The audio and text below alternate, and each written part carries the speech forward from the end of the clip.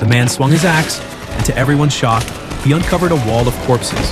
However, this wasn't the most terrifying part.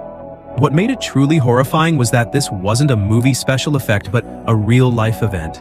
This was the Connecticut haunted house incident that actually happened in the United States in 1987. It's the only case acknowledged by the US government where deaths were attributed to evil spirits, and it's also one of the 3 houses in the world widely recognized as being haunted by malevolent entities.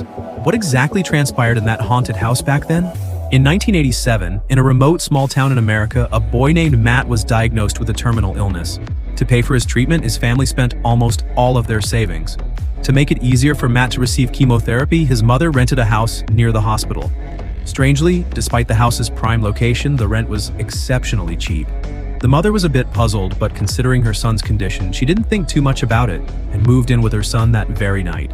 However, little did they know that this marked the beginning of a series of bizarre events. Late at night, Matt was awakened by a strange knocking sound. He followed the noise to the basement, and just as he approached a mirror, he realized it was only a nightmare. The next day, his father arrived with Matt's younger siblings. The children eagerly chose their rooms while Matt, exhausted from his illness, needed a quiet environment to rest and opted for the relatively secluded basement. But he discovered that there was a glass door that wouldn't open no matter what, and he couldn't clearly see what was inside through the glass. Suddenly, Matt turned around and saw his mother mopping the floor with bloody water. In the blink of an eye, everything returned to normal. When the mother was showing her daughter the wardrobe, a figure even flashed in the mirror. At night, Matt heard the strange noises again. He slowly got up and saw 2 silhouettes appear behind the glass door. When the figures looked at him, Matt's consciousness was instantly controlled. From the boy's perspective, he witnessed an extremely horrifying scene. A man holding a knife, carving letters into a corpse, and even cutting off the deceased's eyelids.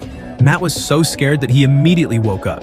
And at that moment, the locked glass door suddenly opened on its own. Matt walked in uncontrollably and discovered that it was an abandoned mortuary.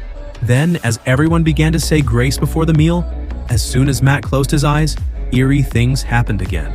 Another scene appeared in Matt's mind. He saw a group of people performing a seance, and the medium was the boy from the basement. Matt realized that the sinister basement might be hiding many secrets unknown to others.